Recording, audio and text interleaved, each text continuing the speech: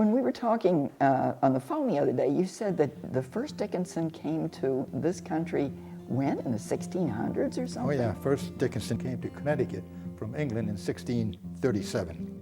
Oh. And then his son came over to Long Island to Southold, and then we went from Southold, and my great-grandfather went to Bridgehampton. He was a minister. His name was Nathan Dickinson in Bridgehampton.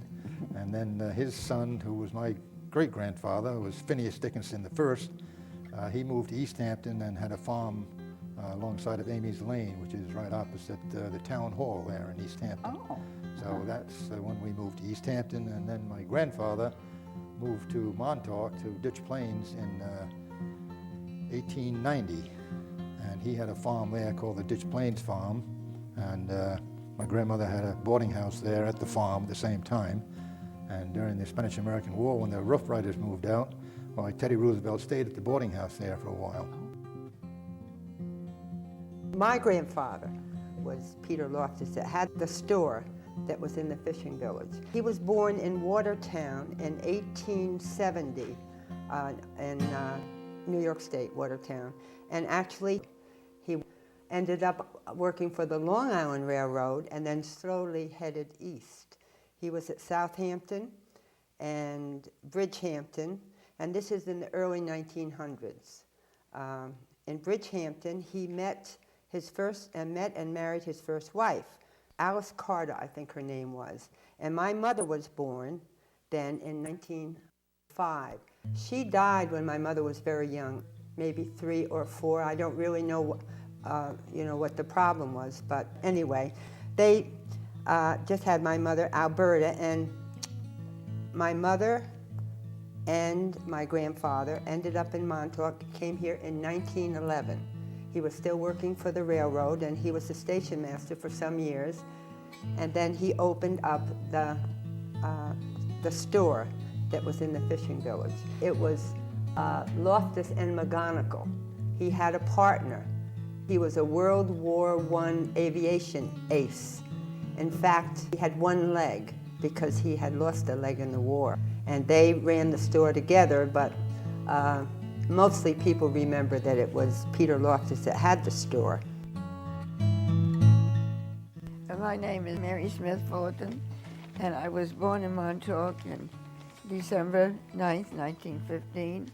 And I was the first baby that was baptized in Montauk. And my father was the first person because he hadn't been baptized. At that time, my father was in the Coast Guard station. In fact, that's when the Coast Guard was formed in 1915. And he was the youngest chief petty officer in the First World War. And his name was Noel Smith from Hammergansett. And my mother's name was Hilma Larson. She was from Sweden. She came here in 1901. And then when I was about, I must have been 3 or 4 years old, my mother said to my father, if you want to sit in the Coast Guard and smoke your cigar, I'm going to build a restaurant. And her first restaurant was built in 1918 out near Turtle Cove at the Lighthouse. And it was built out of fish boxes. But of course, all the men got together and they helped Hilma to build this little restaurant.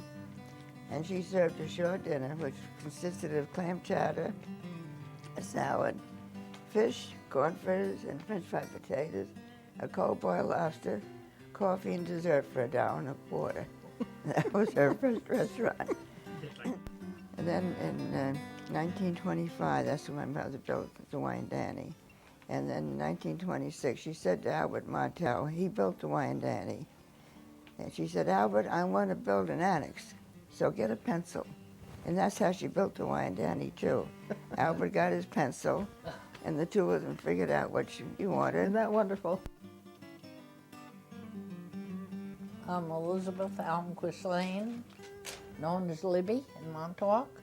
I was born June 23rd, 1922 in East Hampton. My mother came in 1898.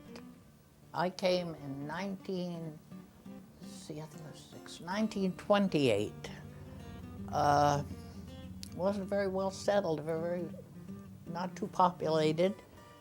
everyone knew each other. And my mother was a widow, and she had no profession, but she was more or less in the rental business and houses, and she was interested in real estate when she came here. My father was born in East Hampton in 1904, and my mother was born in Newcastle-on-Tyne, England in 1903. She came over from England in 1912 on the ship the Cecil with her mother and the rest of her siblings. My grandfather, her father, was already here working in the States. Got married in 1927, Well, so my father went to Fordham. Fordham. And how old was he when he went to college? 15? 16. 16? Yeah, he skipped a grade in high school. So he was already out of college when he was 20. And I think my mother kept the books at the meat market, the Gilmartin Yeah, meat market on Main Street in East Hampton. in East Hampton, my grandfather. That they were dating in high school, I know that. Yeah. I was born in East Hampton in 1921, and I have the first birth certificate in the incorporated village of East Hampton. My father was Frank Flannery, my mother was Cecilia Brennan. And my father worked at A.O. Jones, which is now East End Hardware. And he did a lot of work with the fishermen from Montauk, especially during Rum Runner days. He used to sell rope and all sorts of equipment for the boats in Montauk. And we used to come to Montauk quite often. Now I hear that at your 90th birthday, you got a plaque, and somebody gave a speech and said that you're the mayor of Montauk. Is that right? Yeah. Why do they call you the mayor? I don't know. I wanted myself. How old were you when you moved to Montauk? 2 years old. I have 2 brothers and 1 sister. And where did you come from? Scoos, Canada. Nova Scotia. Yeah. What were your parents' names? Nellie and Eli Pitts. Eli Pitts. When you had your boat, the Captain Clancy? Yeah. That's when I was bootlegging. That's how I bought it. We used to unload the boats, and we made a lot of extra money. Do you remember any other famous people who came up there? Well, yeah, there was a lot of them. Chartered a lot of the Yanks. Did Marilyn Monroe go out on your boat? Yeah. Did you catch anything? Yeah, bluefish. Were you like really impressed or? Well, not really. Typical Montaukers. Yeah. Montaukers are never impressed with celebrities. No.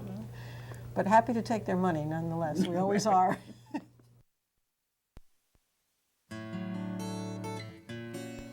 My mother was Anna Brinkman, my father was Peter Burns. My mother, I really never had one. She had tuberculosis, and the only time I ever saw her was I used to see her in the hospital on Sundays. But she came home for a week to die, and I was 5 years old then. So my father remarried later, and after he retired, he built a home in East Hampton. My father and Bud King, who was from East Hampton, and he was in the liquor business, they were married to sisters. My stepmother and Bud King's wife were sisters, so I'd end up, when bootlegging was over, he took his boat, he had a yacht then, and made a party boat out of it and took parties for a living out of Montauk. And I came down to work summers with him. My father was Simon Henry Joyce, and my mother was Martha Pettipaw Joyce, and he had quite a few brothers out here. My mother was an only child. They came from Nova Scotia, Canada. They were here for a few years before I was born. That was when? 1923. Beautiful. They were living in what we call the Bay, which was a group of houses that ran along the Fort Pond Bay. And in those early days when I was expected, my father was a rum runner. I'm Sybil Toomer. I married Bob Toomer in 1949. I came from Massachusetts, so I've lived here for 51 years, 52 years. I've been here, let's see, since 1922, and not born here, born in Bayshore, and you know, just out of here for about a week, and then right back here. So I guess I'm called a native, even though I wasn't born here. Sure, your parents were living here. Yeah, my parents have been here since early 20s, I guess, 1920, something like that.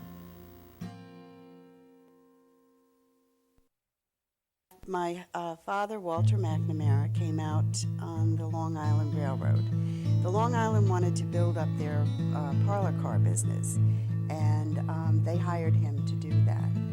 And of course, the Hamptons was their most illustrious run. So he didn't have too much money to do it with.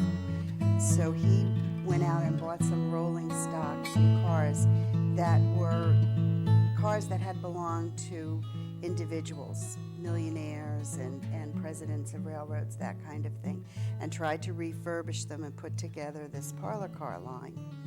And you usually rented a roomette or a drawing room or bedroom for the season. And there was quite a coup to get one of these. And then that was yours for every, say you took the Cannonball, which left, I think, at 4:19 on Friday afternoons.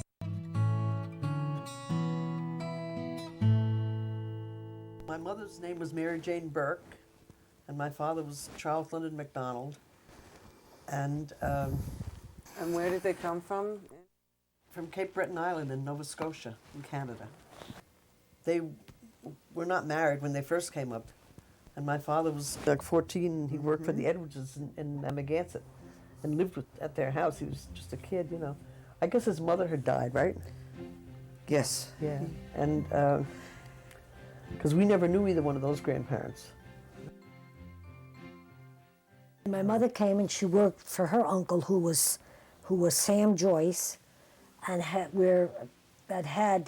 his place was where Gosman's is now. And this was the bootlegging days.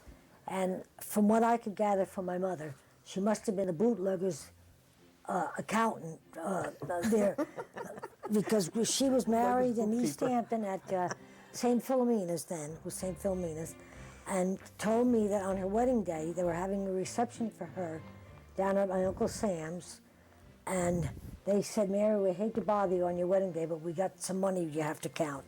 So she must have been the bookkeeper for some of the bootleggers. When did you come to Montauk? When I was a child with my father and mother and sisters and brothers, of course. Yes. What year was that? First time was a visit to my grandfather and grandmother in 1926. Of course, it was as usual, my father's job that brought us here. He was a carpenter, and this was the promise of a nice long construction job, which in those days was very important. I do remember that we came out in a Willys Overland, one of those open touring cars, you know. You've seen pictures of them? No. And that when we got to Napeg, which was a cinder road then between encroaching dunes, one by one the tires went. He had 10 flats on the entire trip from Amagansett to Montauk. My father was a machinist and a mechanic, and the Montauk Beach Company was in operation at that time. They were building Montauk, and my father had heard of the opportunities out here, so consequently he moved the family out here. And I was 9 months old when my folks moved me to Montauk, 1928 that was. And I've been here and gone ever since.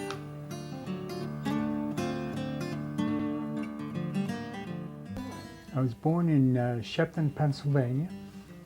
My father was a mine superintendent there, and he got minor's asthma, and then he was advised to move out of that job. So my aunt, Ann Fallon, bought Trails End out here in 1926. She ran away from home when she was 15. Really? Yeah, and she ended up mother's sister? Mother's sister, and she ended up in New York. And the doctor who she worked for as a cook used to come out to Southampton. They had a summer home out there, so she used to work there. And she rolled into Montauk and used to have a few pops, and ended up buying Trails End. Wow, that's good. Yeah, so she had called my father. He lent her some bucks. So when it came time to move out of Shepton, this was the spot to come. So we came to Montauk. Yeah. Were you born in Montauk? I was born in Montauk, yes. Okay. And I'm one of the original Indians. tell us about your, where you were born, where your parents were from. I was born at Southampton Hospital, 1929. I came with the crash. And my father was born in Dixville Notch in New Hampshire. My mother was born in Lunenburg, Nova Scotia. And you wonder how two people could get together. That's right. What was his name? My father's name was Clarence Martin Pilbrow, but they nicknamed him Mike. Uh-huh. So everybody knew him by Mike Pilbrow. Pilbrow, yeah. Uh-huh. And he came up with Carl Fisher. Oh, he did? From Florida. He was working for him down there. Uh-huh. And he came up to help develop Montauk. Oh, what was his job? What did he do? His job was road construction. Hmm. And my mother's maiden name was Ina Susan Rumpke. As a young girl, her and a girlfriend decided that they were going to come to the United States because of the lure of the big money. And they got a job in Schrafft's in Brooklyn. Oh, no kidding. Wow. And they had a friend that lived in Amityville. And so one day they decided they were going to visit their friend in Amityville. So it was two greenhorns. They got on the train, never asked. And they rode and they rode and they rode. And finally my mother got up enough courage to ask the conductor where Amityville was. And he said, Amityville? The next stop is Amagansett. She said, is that near Amityville? He said, no, girls, you got on the wrong train. Oh, no. And he said, and this train don't go back tonight. So they were bewildered. What are they going to do? Really?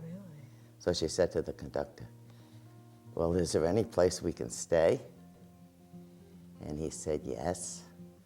I know an old gent that has a general store, and his name is Peter Loftis. Oh. And he said, I'll take you girls over there. Hopefully he's got a room left. And so they went over there, and sure enough, he had a room, and he offered them a job making much more money than they were making in Brooklyn. No kidding. So they stayed. The Scott family, that was your mom's maiden name, Francis Yeah, Scott. yeah, and Scott. Your grandfather, and then your uncle. My grandfather was your Scott. mom's side of the family. Yeah, right? they all came from Jersey. Her father came from Scotland. He was a gamekeeper on Gardiner's Island. Your dad's name was? Ellis Tuttle. And Dad started out with his father fishing. And at the time, I remember the first boat he had was the Lillian Sea. At that time, the dock down at the lake was opened up, and he used to keep it at Sam Joyce's dock right there where Gosman's is now. Was that a commercial boat or a That was a charter? commercial. Actually, how it became a party boat to the commercial, it was the commercials. When they came to Montauk, they wanted to go fishing, so there was no boat other than the boats that was around the lake. And they would just take the people out on a commercial trip. Commercial boat. Dragging, netting. And that's how originally it started Montauk. I came to Montauk in 1935. the year I got married. Right. I graduated from high school in 34, and the next year I got married. To Elisha? To Elisha Ammon, right. But I was born in Amagansett, and your maiden my maiden name was King. And my mother's name was Mary King. I'm sure everybody has heard of Mary King. And my father's name was Abner Martin King. Well, my parents were from Connecticut and New Jersey, but I came to Montauk, first of all, during World War II, because my brother was in the Navy stationed in the Manor, of all places. And my brother fell in love with surf casting in Montauk.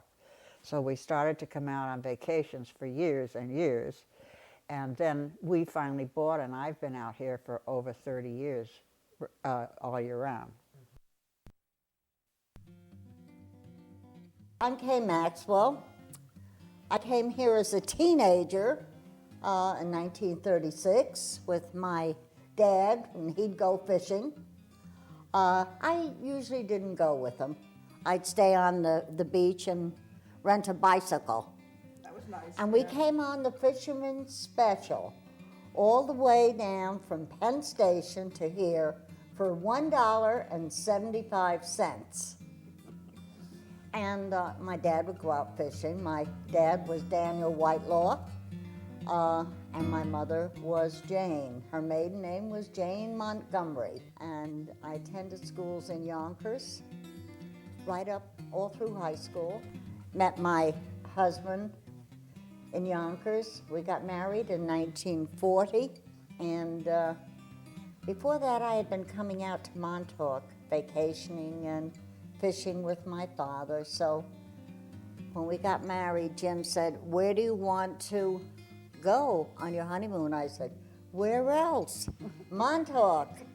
I loved it. So we came to Montauk for our honeymoon, and we didn't have any reservations.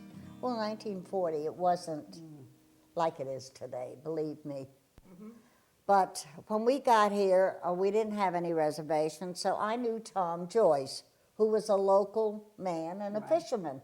So I said to Jim, "Oh, we'll stop and see Tom. He'll know of some place where we can get a room."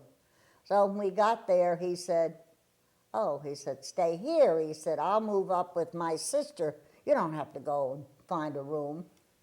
So in the meantime, they brought my suitcase in.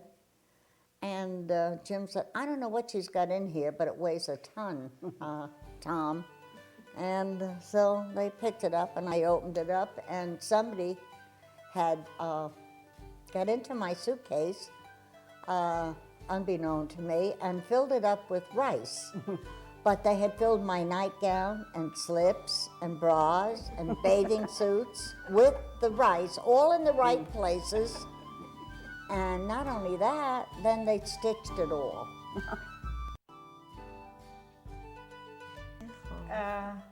Born in Ireland, County Roscommon, 1923. What town in County Roscommon? Was a little village, a townland called Mantua. Then in 1949, I had to make a big decision what I was going to do with my life. All my sisters had left home, gotten married. My sister Una had come home on vacation from England and talked me into going to England to nursing, which she was a nurse. So I thought that was not a bad idea. And then I had an aunt who lived in New Jersey, had written to me and asked me if I would like to come to the United States. So I had to toss a coin. Heads for the United States, tails for England, heads came up, and here I am. Isn't that interesting? That's how I decided. That's a how I great decided. story. And on 4th of July, I arrived out in Montauk. Oh, you did? I came on the train. My cousin, two cousins. Peg brought you out? Her husband, Jim. And my cousin. Now, where did they live? They all lived in New Jersey and East Orange. So I arrived in Montauk. No, Amagansett. 4th of July. 4th of July in Amagansett. In 1949. In 1949. Isn't that something? And That's wonderful. I never went back to Jersey. Never went back to Jersey. Wow. You know, a lot of people do that, but you did it really quickly. Yes, I did.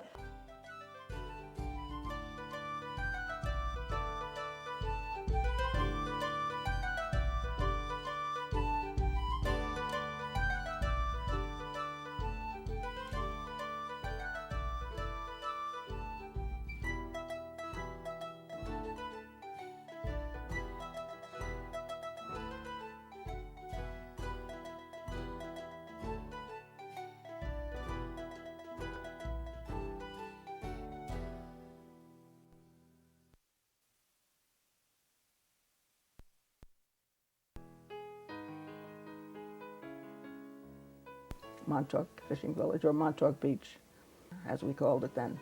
Stretched from Tuttle's, which is now Duryea's, all the way to the railroad dock, where the people lived on the beach. And varying kinds of houses. Most of them had running water, but most of them had outhouses. We didn't have indoor bathrooms, no. Sometimes the houses were equipped with a pump over the kitchen sink, so that you didn't have what we call, faucets and things like that, running water, that type. But we did have it indoors. We didn't have to go out to a well to get our water. Yeah, that was a great help.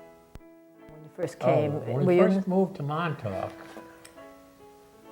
there was a railroad dock that went out into the harbor, and it also was a place where the New London Ferry used to come in. Did the train actually go out on that dock all the way? Train turned around. It was a turnaround, Really? Huh. rather than the turnaround where it is now. To load fish, for loading fish? And they loaded fish there. And our house was almost next to that dock. It was a very modern house, outhouse and an old pump. A pump in the kitchen? Pump with a handle. Yeah, uh-huh. And most of the people in Montauk lived in the fishing village. The fishing used to be very good in the bay. You could go, we used to call it pinhooking. Used to go off Tuttle's dock and used to take a pin, bend it over. Bend it over when you catch the fish with that? Bread dough on it and catch blowfish. Before the draggers got in there, it used to be people would go out and drop lines, et cetera, et cetera, et cetera. Mm-hmm. And then it got to be quite sophisticated, and they sort of kind of raised the heck of a part of it. Mm. There used to be fish traps in the bay. They had a couple, or maybe 3 or 4 along there. Where they standing fish traps, yeah. Yeah, they were like big weirs, nets yeah. on posts, and then Duryea's, or Tuttle's then, and the other docks, they had holding pens, like where they bring the fresh fish in and dump them in there. Oh, and they'd keep the fresh and fish keep them in there. Till they got ready to ship them, because you didn't have the icing facilities. Oh, There was another thing right. about Montauk that I remember, or suddenly remember about icing. We used to have cold winters. I can remember it being ice as far as you could see towards Connecticut. Wow. Drift ice. Uh-huh. Fort Pond, we had ice boats. Hmm. And when I was a kid, there was an ice house where the railroad turns around down on, there was an ice house there, and Duryea's had an ice house, or Tuttle's. And they used to store ice in there. They used to cut it, and they'd store it for the summer, because that was our summer ice supply. We didn't have ice makers. And the ice was so thick they could go on it with horses and trucks and cut this ice and bring it in. But it was very active down there. We used to hang around the docks. We had a dock where the big dock goes out on this side of Duryea's now. That was called Jake's Dock. And we used to hang around that dock all the time. We used to swim off it, fish off it, and whatever. And the boats used to come in and out of there. The boats would be parked right in the bay. In other words, many of the people out here then were French-Canadian, so they were all fishermen. So they'd dock more of their boats in the bay. They'd row into the beach by rowboat and then go to their homes. But when they brought their fish in at night, they'd go into Jake's dock, pull in there and unload their fish, and then he'd ship them and sell them. Those were different days. Jake Wells, when I wasn't doing anything, he used to hire you for $3 a day to build fish boxes. And you got your meals with that, because he had a cookhouse down on his dock. And you drove nails all day building fish boxes so they could ship fish in them in the summer. I guess that was pretty good pay in those days, huh? Well, it was better than nothing. Did Jake Wells have a lot of people working? Like when you worked Oh, for him, yeah, was there he has. like how, He 20 had, guys or? he had, well, Duryea's dock is, just west of that is where Jake had his dock, and that was the Montauk Fish and Supply Company. And he done everything Duryea done. He had a general store there too. And he had a crew, most of them from Canada, that were there all summer, Summer would go back to Canada in the winter.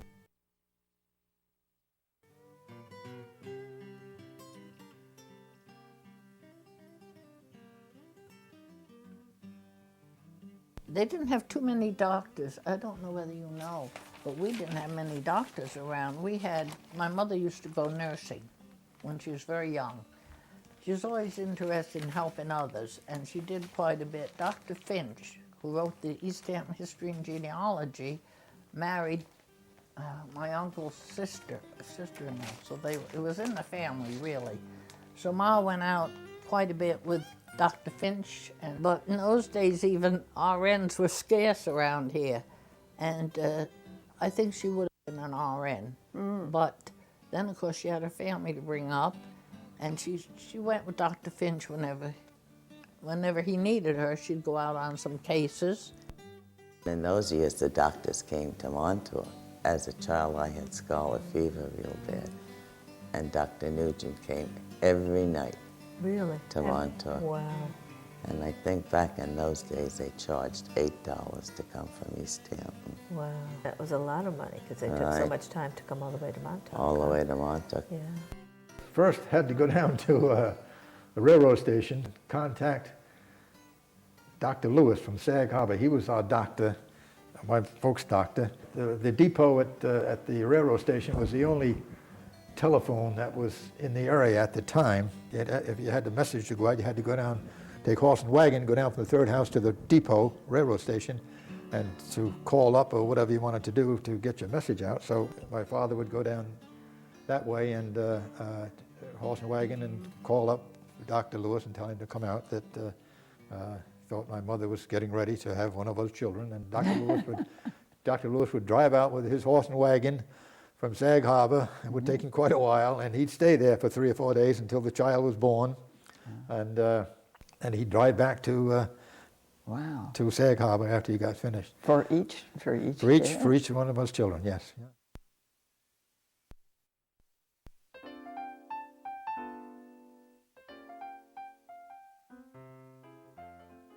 The old school became the old firehouse before it was moved. Yeah, that's right. That was where we the old started school. Then it became the firehouse, and then they moved it again. Yeah. Now it's an apartment house. Yep. Yeah. And where was the school, the first school that you attended? It was on Flamingo Road, on the old Flamingo Road, which was a winding road in those days. Yeah. But of course it was in back of one hill at the base of the Manor Hill. The old school was where the present firehouse is located. In 1929, the new school was finally ready for occupancy, built by Carl Fisher Associates. And we had to leave our old school. So I really started school when I was about 7 years old. And the principal was Mr. Hickling. And Fran Parsons came. Her name was Frances Cross. She was a school teacher with Mr. and Mrs. Hickling, and that was the 3 teachers. And then I went to school there until the new school was built where it is now. And then Mr. Farrell came because the Hicklings left. But it was a nice little school, it really was. And Where was it? Very strict. Right where it is now, our school. The one that we went to, yeah. But the they've other, had several additions since, because they were just the 4 classrooms where the nurse's office is now was a principal's office. The teacher's room was the library. And I mean, it was strict. Oh, Mr. talk about Farrell. constant. He was like... He was worse than the nuns. But he was a good teacher. And you probably learned a lot. And when you left there, you he just didn't give you marks to get you out of school. I mean, you stayed until you learned. And I mean, Mr. Farrell he was famous for having somebody cross his knees, giving them a, wallop. And we all lived down in the fishing village then. And there was a kid that would come when the bus came up, and somebody would run to the hall calling, "Fish to the bus to the bay, bus to the bay," And I mean, here he's getting a spanking, right? He put his head up and tell him I'll be right there. Mr. Farrell used to open at the bottom drawer of his desk. God, make you sit in it. And make you sit in there. That's how he punished you. Until I think Eddie sat in it, and he was very heavy, and I think that... Did you break the drawer? I think he broke the drawer. Oh, God. Montauk's a great place to grow up. We used to catch the bus down at Loftis store. And the bus that you would see now on the road would be a mini bus. That's the kind of school bus came around. And there was only one bus for the whole town, one bus. I think he made 2 runs when he did it. And Mr. Farrell, who was the principal, taught school also. He taught 7th and 8th. And when I finally got up to 6th grade, they moved that class in with him. So it was 6th, 7th, and 8th in the one room. But how many children? I think I graduated out of there with 10 or 11 kids. Yeah. That was a pretty big class. Well, the class after me, or 2 years after me, they only had 9. So they were really small classes, you know. And you got individual attention. Really? Really individual attention. Yeah, whatever it was. Mr. Farrell, he was a tough guy. But his main way of giving discipline was come on up and sit in the desk drawer.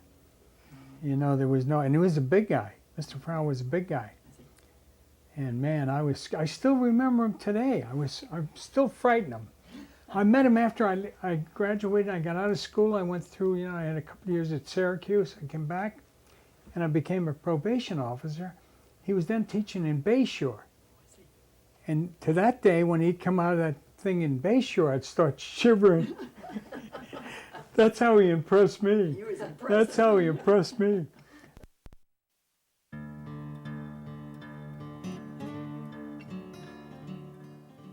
One of the things that people who've been talking to have said that it was wonderful growing up here in Montauk. Yes, it was, yeah. They had total freedom. I mean, they, Oh, yeah. they were free to roam. Oh, it was wide open. I mean, very, very few houses. Didn't Carl Fisher, 1926, then he built up Montauk, and that's when it really started to expand. I mean, that's when he built those houses down there in Shepherd's Neck and Montauk Manor, of course, Surf Club. The Surf Club. The polo fields and the polo bonds. And they used to have golf club, I guess. And the golf club, yeah. And they used to have polo matches down there at Deep Hollow, you know, at the polo field. That's what those bonds were built for to house the polo ponies for the people to play polo. When we moved out of the third house in 1926, that's when my father was superintendent, we moved to the Point. Carl Fisher had bought most of Montauk then. He bought everything from the Indian Field west. He didn't buy land east of what they call the Wampanoag line, which is a line that runs from the ocean to the bay, just east of Deep Hollow lot. Is that sort of East Lake Drive? No, it's east of that. East of Deep Hollow lot. The property he bought went as far as the east boundary, Hither Hill State Park. Hither Hill State Park and Montauk Point State Park were bought from the Benson people in 1924. Oh, and they were in existence prior to So they were in this. existence when Carl Fisher arrived in 1926. The state parks were still there, right there. Yeah. Tell me about, on the Carl Fisher time, some of the people, some of the homes that were being built. You were still a young girl at that time, at 26, 28, 29. Anything that you remember at all? Before the manor was up there, it was a wooden structure. Mrs. Conklin, she had a lot of people that stayed there. And then Carl Fisher came along and he talked her into selling the place to him, and he took it down, and that's when he built his Montauk Manor. His idea was to have one on Lake Montauk, one on the way to the Point, and I forget where the other was to be, 4 manors, but the crash came, and the people that were going to back him didn't have the money anymore to do any backing, so the Montauk Manor was the only one that was really... The only hotel that was built. Yes. Carl Fisher put the inlet in 1927, so until 1927 it was fresh water. Yeah. And then my father, like I say, ran the first dock on Lake Montauk. Okay, when you say the lake, describe where in relation to today the dock was. The dock was located where Gosmans would have the furthest end in. It was located in that area, and the breakwaters were not as long as what they are now. I can vaguely remember going with my father to the Fisher house, the big house. My father knew him very well, and in those early days, they did a lot of private gambling out here. So what they would do, he would go up and let them know if he could find out that the state police were going to come out. They'd have it fixed where they wouldn't get out here soon enough to catch anyone that was gambling. It was, so your dad was personal contact with Carl Fisher. Carl Fisher. I can remember sitting in the car and waiting for him to come back out. He was going in to talk to him about the fact that they thought the state troopers might be out to try and close Deep Sea Club, because that was the gambling place.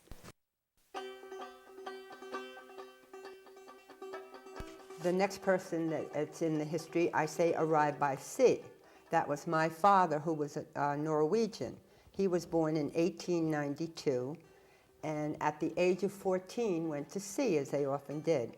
He didn't get to Montauk until he was in his late 20s, but he was in Miami Beach. By then he was a captain, and he met a man, probably in a bar someplace in Miami Beach, by the name of Marshall Prado. He was Carl Fisher's personal driver and chauffeur.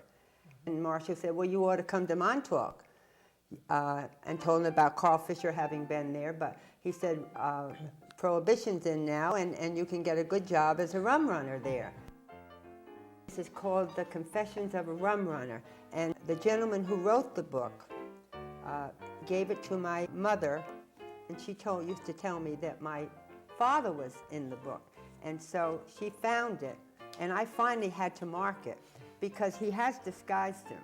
There was a rum runner named Will, a tall, broad-shouldered fellow, lean and powerfully built.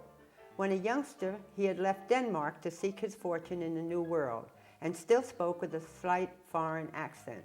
He had a strongly featured face, a straight nose, a firm mouth, and a mass of brown curly hair, which he seldom covered with a hat. He had the far-seeing eye of the sailor and spoke but little, but when he did, it was to the point. As a daring navigator and astute rum runner, he had no equal on the Atlantic coast. And in addition to this, the luck of the very devil, and was as straight and honest as they make them. So everybody got involved in that rum running business because I guess there was a lot of money in it at that time. And there was a lot of boats coming in.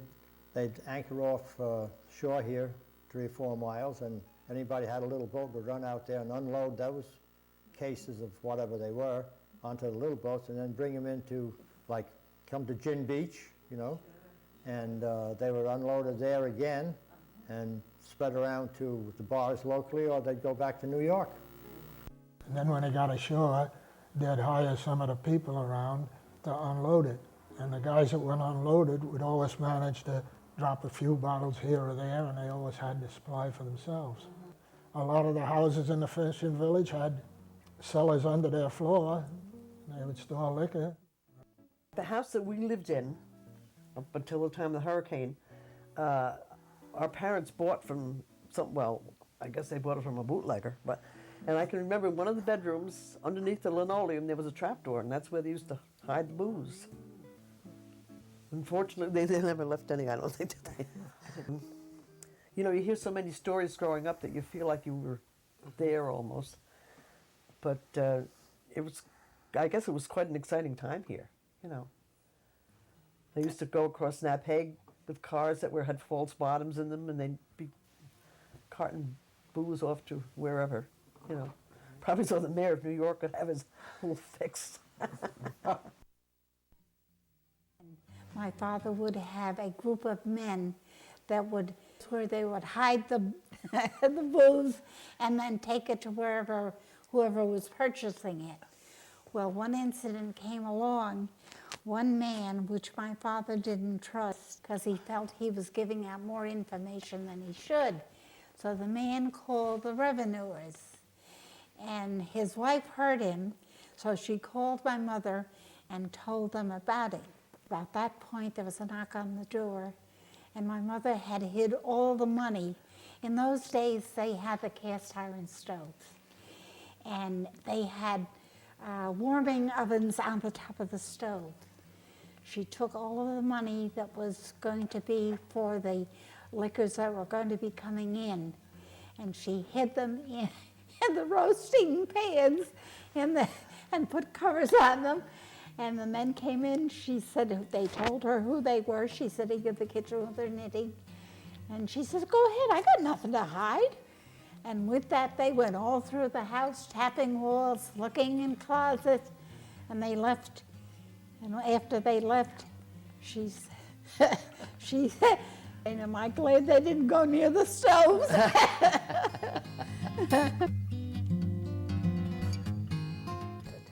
My father, for a while, he trucked during the bootlegging into New York, and he told me lots of times about how they used to go to load it up, you know. At the docks? Would they load it off the docks or off the beach? No, it was off the beach. They knew when a boat was coming in. And then he would bring it home and hide it in our garage. And then take off for New York. My husband's father built what we call Little Inn, or the Inn on their pig now. He built that, and that was where a lot of the people that were rum running would stop. And one of them was supposed to bring liquor to put in Mr. Tabor's garage in East Hampton, and instead they got the directions mixed up, so they put it in the house across the street garage, and that happened to be a very devout Methodist person. And he was very upset. It was a whole fiasco because he got the liquor in his garage and it shouldn't have been there. But it was, Emerson Tabor was heavy into it. And who else was heavy into it? Well, I remember the men from Montauk used to come up and go to midnight mass, but they'd come up and go to confession and then come over to my house and wait until midnight mass was time. And my aunt used to have a fit because when they came, they brought my father liquor. And it was always the best bottles of liquor that there were. And she would say, oh, those awful people, you know. Well, and then she'd take the liquor the next day and go down Hook Pond and drop it off the bridge into the water. And I often think when they drained Hook Pond, if they ever found any of those bottles, somebody must have found them. And of course, the women would drive well, Martha used to, this is Martha Martha Joyce, your Joyce, mother-in-law. yeah. They used to store the money and the liquor in the oven of the, what do they call it, the captain's quarters down there at the dock. But a lot of the women were involved. They were the ones that would take the liquor up the island and deliver it. And they'd take the back seat out of their cars and put the liquor in there, and then they could go take more. Rushmeyer's was owned by Joe Loris, who owned a restaurant in East Hampton right next to where my father worked. And that was a speakeasy, too. Dad was an unloader.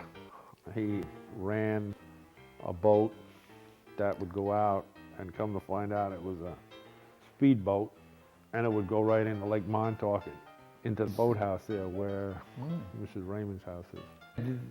Dad would pick the stuff off outside somewhere, and then they would come in and they would unload it. It was over there in Cloden Shores. They would load it off the beach, and then during the night, everybody would go there and pick it up. I mean, everybody was involved with it, so there was no law breaking. If one went, they all had to go.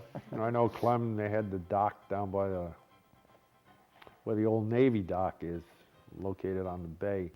He was on the boat and he had a sheepskin coat on, and the Coast Guard came off of Cloden Shores and started shooting at them.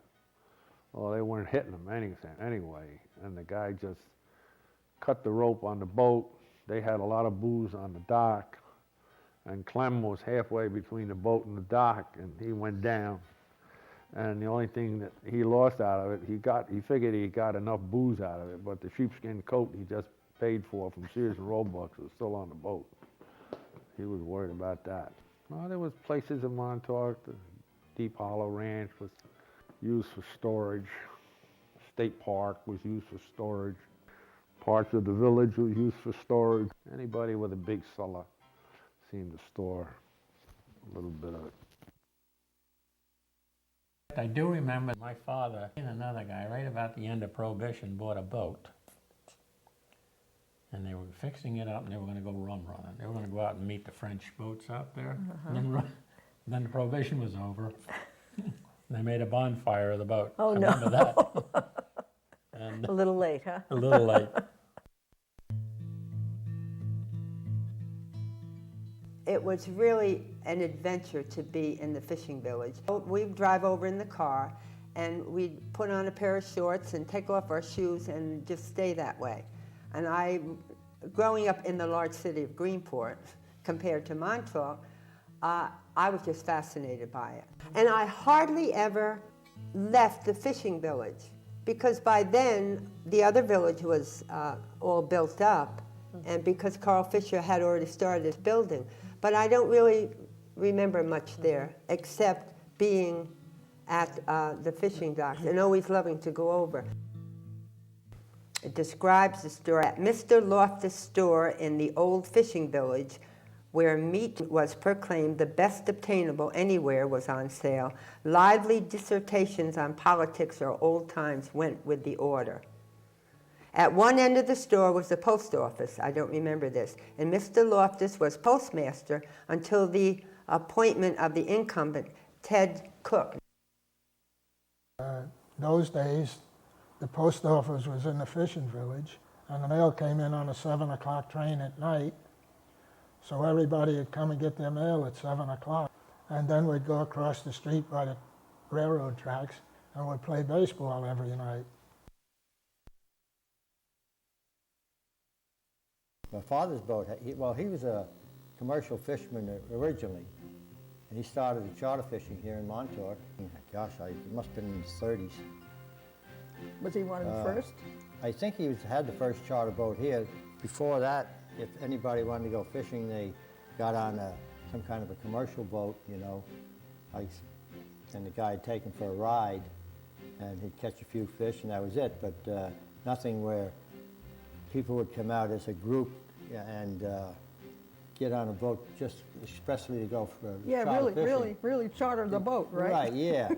And I think that was in the 30s sometime. I don't know exactly. I know I mated when I was in grade school. I started mating for him, you know. And I got out of grade school in 36, so it was sometime around in there. The Union News. Oh, God, yes. That was more fun. Wasn't it? The Union News was on the bay, down on the bay, and we would go there. Well, I mean, we went there from the time we were little till even I remember going there to dances when I got older, you know. We used to go down to the Union News, which was like right across the tracks from us, and we'd get all our ice cream and stuff. The Union News was at the west end of the village, of the fishing village? Yes. Okay. And those crazy fishermen would come out on the special, and they were jumping off the train before the train stopped. Wow. It was a rush in the morning. Then the boats would come back about 3 or 4 in the afternoon, and they'd all come in. They had a bar in the western part of Union News, of course. Boys would get a little half baked up and jump on the train and go back to Brooklyn or New York. There was really a building there at the end? Oh, it was a big building, big building. It was like a hall. That's what it was like a hall. Wow. And we used to go down there fishing on the dock, and we used to catch so many blowfish. And I got to be a real pro at it. I was a real tomboy. And I would give them to Gurney's Inn, and they would be selling them for a big price. Wow. And I'd be catching and cleaning the fish for them. And getting paid for them, no doubt. Yeah, my one uncle was a maintenance man for Gurney's Head. Really? What was Gurney's like then? It was very quiet. There was no alcohol. Uh-huh. They were lovely people, Mr. and Mrs. Gurney. That opened in 29 too. Right. Do you remember dances up at the manor or anything like that? No, but they used to have dances down, well, the manor was a different class of people. The manor had a lot of college kids from New England. A lot of them went to Boston College and those colleges up there. And they was our age. And they'd come and work in the manor in the summer. And then they'd come down to Fishing Village at night to the bars. Along there we had 3 bars alongside each other, which was Trail's End was there. And next to them it was Willard's Restaurant. And right next to them was the Roadside Restaurant. So you had 3 bars where they could come down and drink and dance, but that'd all be the crew that worked up the manor. Now, do you remember the manor activities going on during the heyday? That was our the castle. Yes, on that the was hill. like Beautiful. It's still beautiful as far as I'm concerned. That was always my dream, that someday I would live in the Montauk Manor. I love it. I mean, it was a castle to us. You know, you look up there, and in fact, people come out here now and will say, "What is that? You know, It place is. It's on a the hill?" beautiful, beautiful building. Oh, Shop. that There was place a was hairdresser. so active. When I was 18 at that time, but they used to have buses coming from the manor, taking the people down to the surf club and back. Those aerial every cars. hour. Yeah, it was really They look and like they had these fancy. real money people there. I mean, Yeah. Talk about discrimination. Oh, I mean, the Jewish people were, forget it. Well, that's the same as Gurney's Inn. They weren't allowed at the manor? No, I guess not. No way. And at Gurney's either, I don't think. No.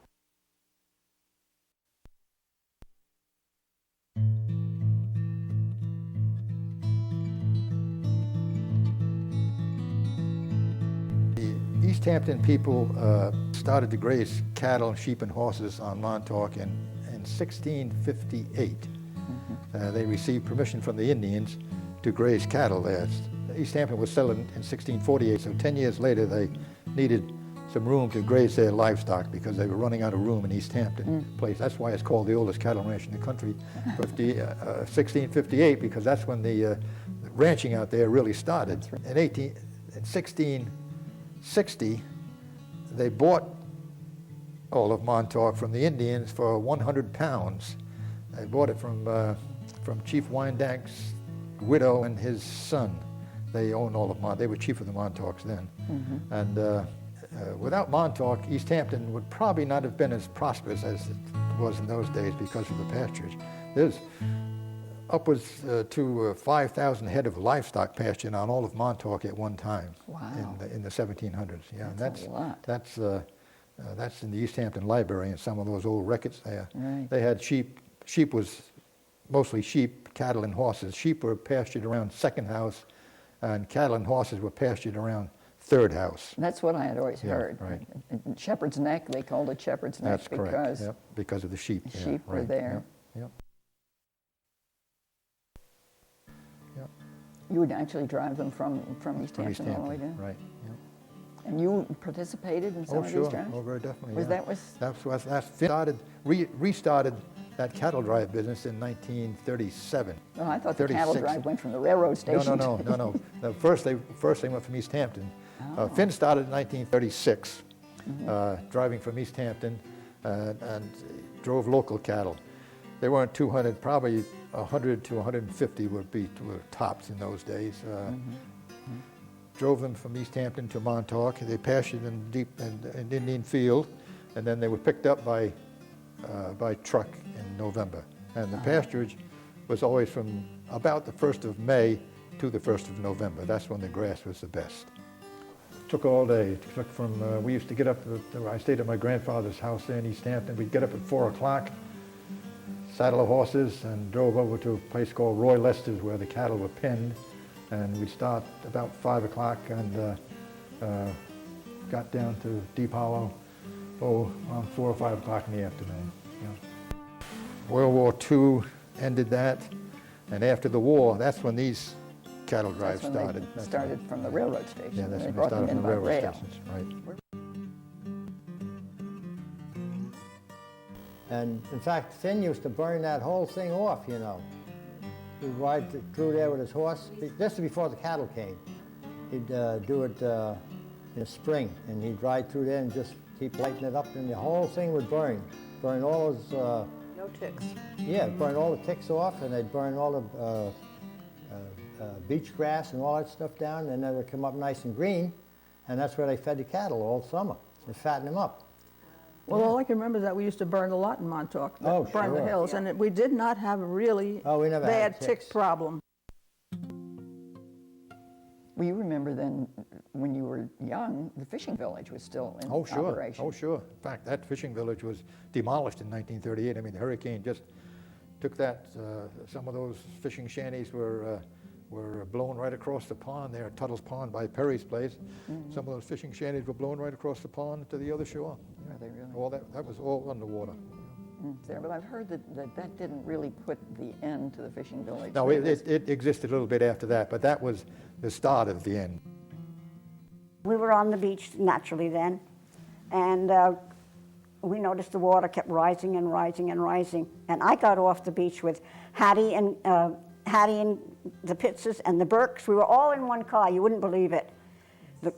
All of us that were in the car, and we went up to the manor.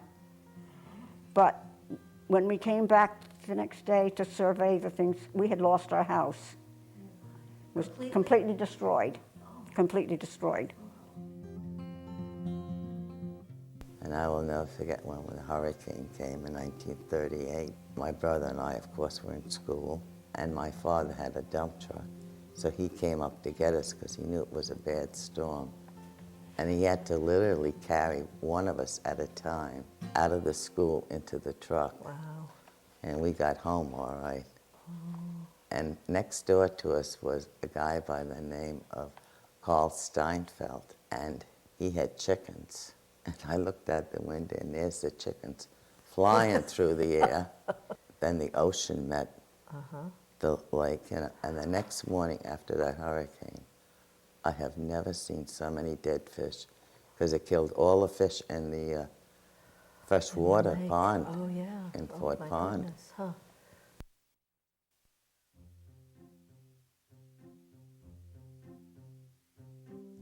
In '38, we had the hurricane, and we were at the Wyandanny, and so the wind started to blow, and it started to rain, and my mother was sitting there in the Helps dining room, and all the shingles on the annex were standing up straight.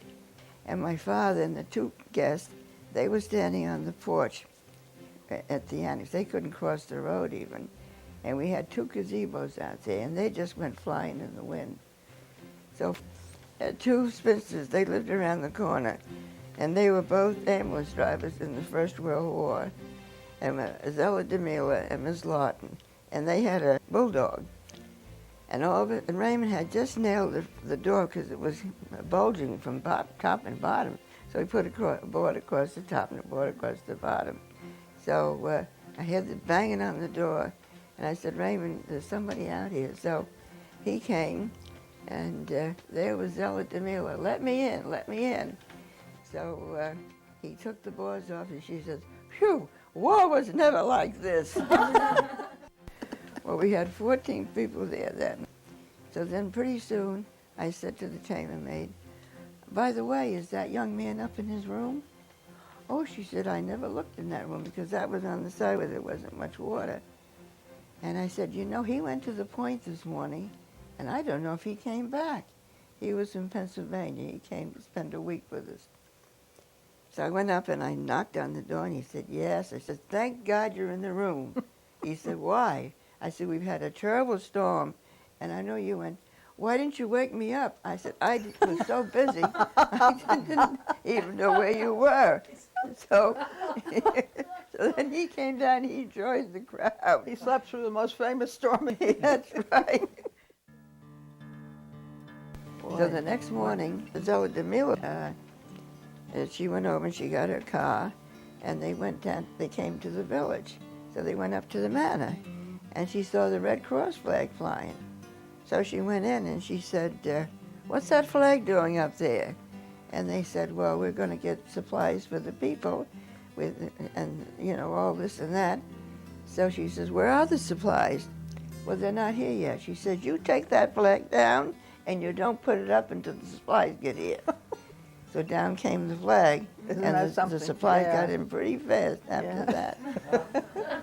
So, My mother drove over with a friend the next day because Greenport was wiped out also. And she wanted to see if everything was fine. And that's the same time the other people have told you that the fishing village was evacuated and everybody went up to the manor.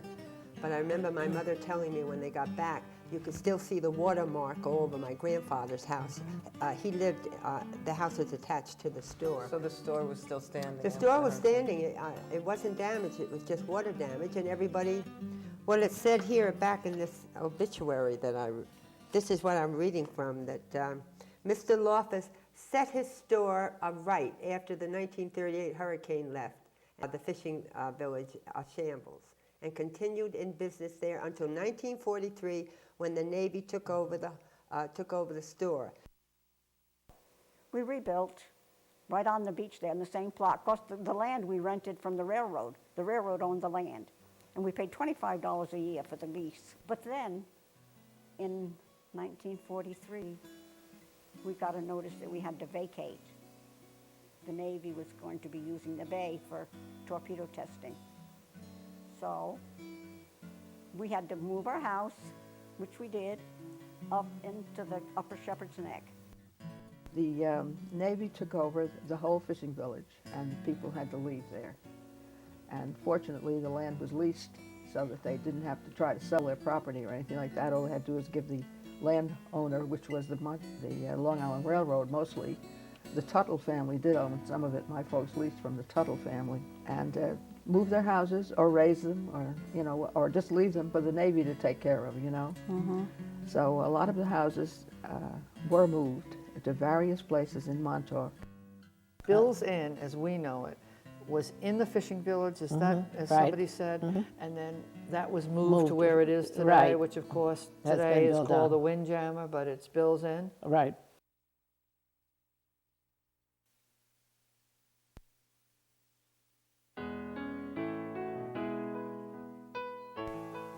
Do you remember how people felt about having to move? Were they Oh, resentful felt, or fine? Sure they were, yeah. I mean, this was a whole way of life that was going down the drain, a whole way of life.